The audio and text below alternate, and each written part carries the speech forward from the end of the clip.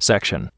13. And be it further enacted, that the Legislative Assembly of the Territory of Nebraska shall hold its first session at such time and place in said territory, as the governor thereof shall appoint and direct, and at said first session, or as soon thereafter, as they shall deem expedient, the governor and legislative assembly shall proceed to locate and establish the seat of government for said territory at such place as they may deem eligible, which place, however,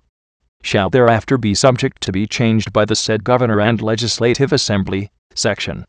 14. And be it further enacted, that a delegate to the House of Representatives of the United States to serve for the term of 2 years, who shall be a citizen of the United States, may be elected by the voters qualified to elect members of the Legislative Assembly, who shall be entitled to the same rights and privileges as are exercised and enjoyed by the delegates from the several other territories of the United States to the said House of Representatives.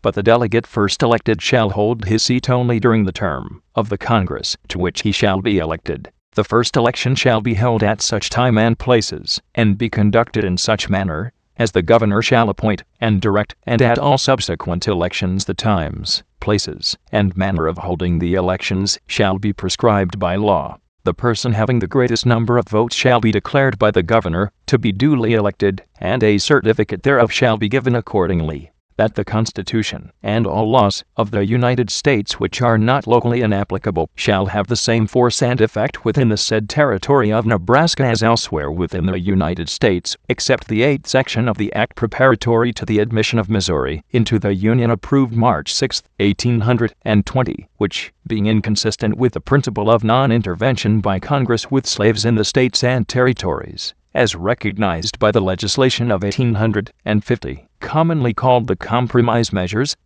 is hereby declared inoperative and void, it being the true intent and meaning of this act not to legislate slavery into any territory or state, nor to exclude it therefrom, but to leave the people thereof perfectly free to form and regulate their domestic institutions in their own way, subject only to the Constitution of the United States, provided that nothing herein contained shall be construed to revive or put in force any law or regulation which may have existed prior to the Act of 6th March, 1820, either protecting, establishing, prohibiting, or abolishing slavery. Section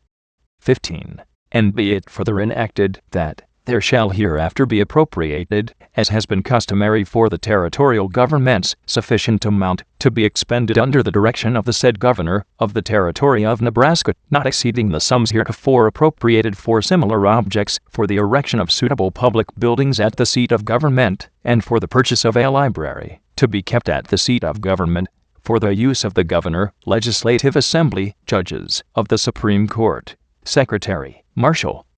and attorney of said territory, and such other persons, and under such regulations as shall be prescribed by law. Section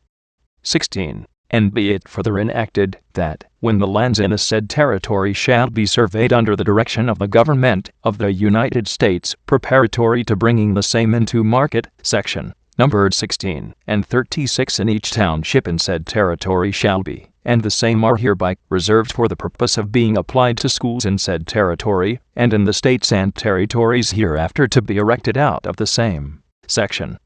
17. And be it further enacted, that, until otherwise provided by law, the governor of said territory may define the judicial districts of said territory, and assign the judges who may be appointed for said territory to the several districts, and also appoint the times and places for holding courts in the several counties or subdivisions in each of said judicial districts by proclamation, to be issued by him, but the legislative assembly, at their first or any subsequent session, may organize, alter, or modify such judicial districts,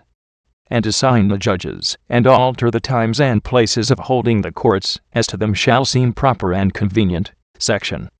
18. And be it further enacted, that all officers to be appointed by the President, by and with the advice and consent of the Senate, for the territory of Nebraska, who, by virtue of the provisions of any law now existing, or which may be enacted during the present Congress, are required to give security for moneys that may be entrusted with them for disbursement, shall give such security, at such time and place, and in such manner, as the Secretary of the Treasury may prescribe. Section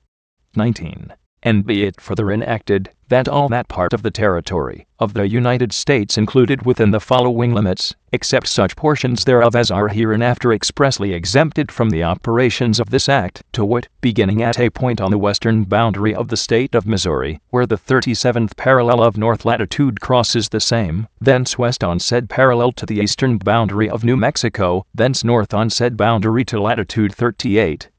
Thence following said boundary westward to the east boundary of the territory of Utah, on the summit of the Rocky Mountains, thence northward on said summit, to the 40th parallel of latitude, thence east on said parallel to the western boundary of the state of Missouri, thence south with the western boundary of said state, to the place of beginning, B. And the same is hereby created into a temporary government, by the name of the territory of Kansas, and when admitted as a state, or states,